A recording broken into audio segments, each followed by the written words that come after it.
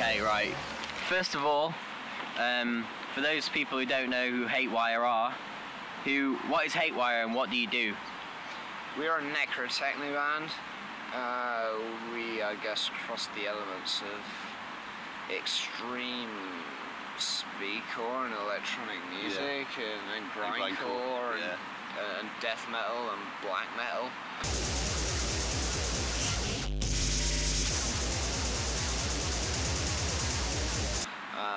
For me in particular, black metal's a big influence.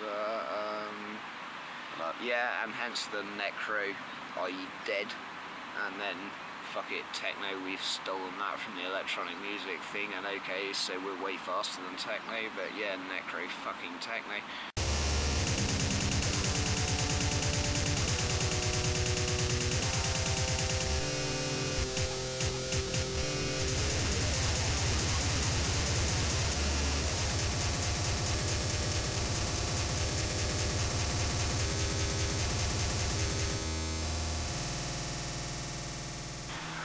If you don't like it, then whatever, we don't care.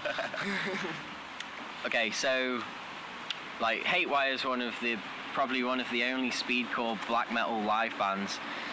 Why do you think people rarely mix electronic music with metal, and why is it that in the speedcore world people are reluctant to like perform as live as possible?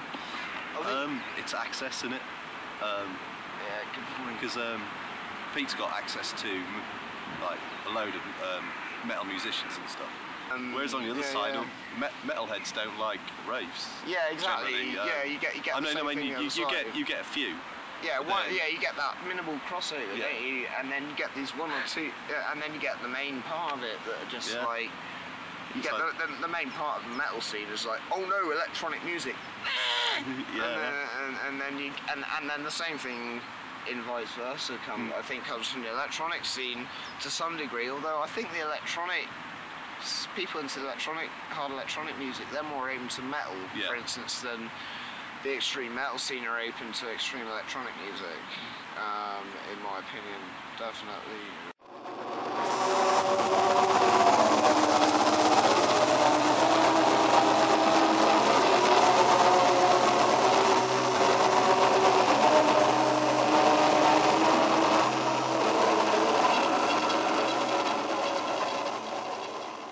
What is it that you like about speedcore and black metal, you know, and why have you decided that they'll be a good idea together? Specifically because they're not a good idea to be together. That's a fair comment. Yeah, it is. It's very true. I mean, I think for me personally, when I started the Hatewire project was, to be honest, what I really wanted was to be in a position where I could just play black metal to rave music people and go to a rave and just play black metal, and you got to wear them into it. Hatewire's a good way to do that. I started making speedcore and then thought, well, you know, there's plenty of room for the extreme black metal style of vocal in it, especially because it's screaming. So it's, in relative terms, higher frequency than a lot of the other sounds, so there's no frequency competition, or at least minimal frequency competition between those sounds, so it'll sit there. And then I think the same goes for that style of guitar playing, like the grindcore black metal guitar style, where it's quite higher, it's much higher frequency than the beats. And so I think all of these things go together. Well, I don't know what it is. I just got involved because I love clearing rooms. Clearing rooms is great. All my favourite bands. Satisfying. All my favourite bands, when they start out or when they're down the road or whatever, you don't see more than 20, 30 people at the gig, and if any more turn up, they generally leave. Real terms fucking music. No, it's fucking high profile bullshit.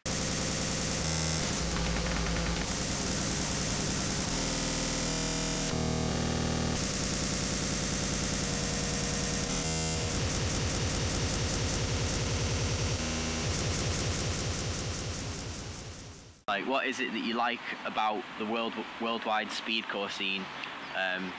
For me, it's the underground nature of it,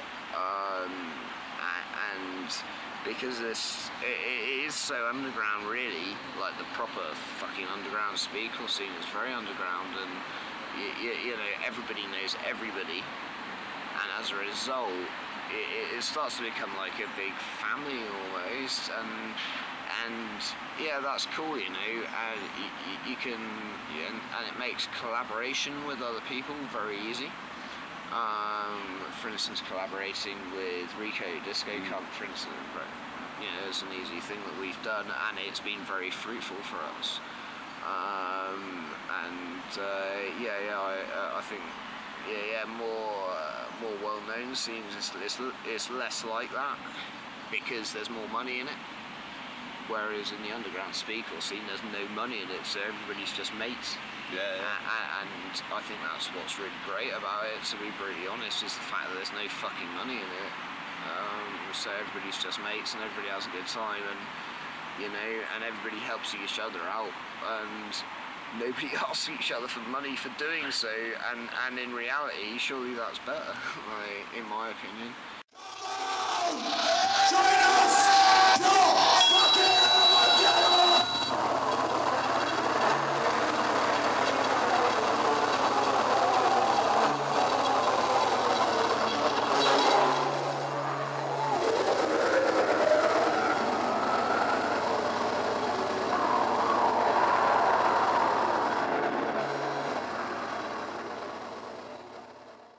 Because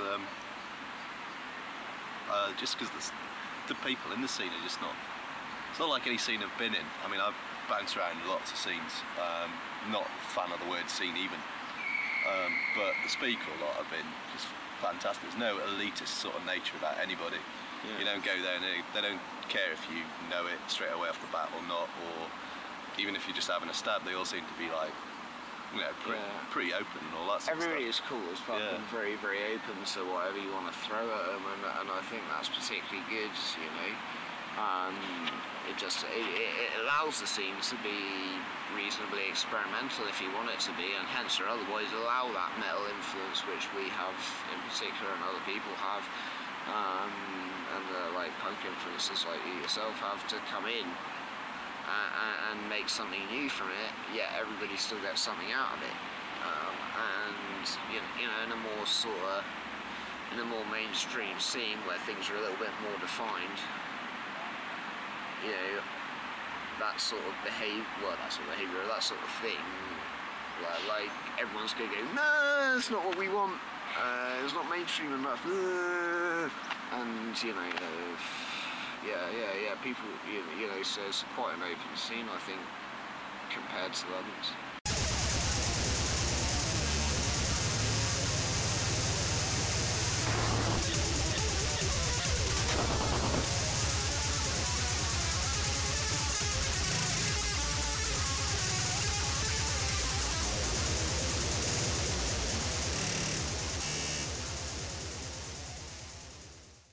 What's the future for Hatewire, and do you have anything planned for the future?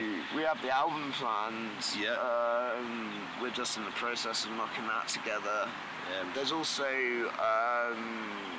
there's a thing on Atomic Annihilation of vinyl whereby there's going to be 2 Terrorcore tracks from me, and then there's going to be Noisefucker versus Hatewire track, and also Hate Division versus Hatewire, so there's Terror on one side of it and Speedcore on the other side.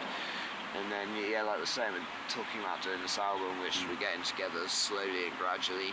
I don't know after that, really. Oh, well, actually, having said that, also, of course, me, myself, I've created a little sort of CD MP3 label with Disco Cunt, and so we're going to be, well, we're in the process of getting together the first sort of sampler sort of thing for that label, which will hopefully be available in about August or September time, something like this.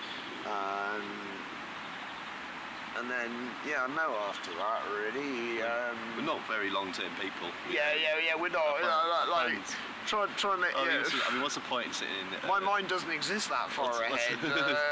Jesus, fuck. What's the point in getting to falling in love with the DIY scene if you're going to make massive plans. It's like yeah. Let's be real, so. I mean, we'll keep plugging away. We'll keep going faster and harder as we can. Yeah, there'll always be something else from us, whether people like it or not. We don't fucking, well, never did in the first place. We're too fucking childish to give us, to ever stop being more nasty. Yeah. That's so true. We're too fucking childish.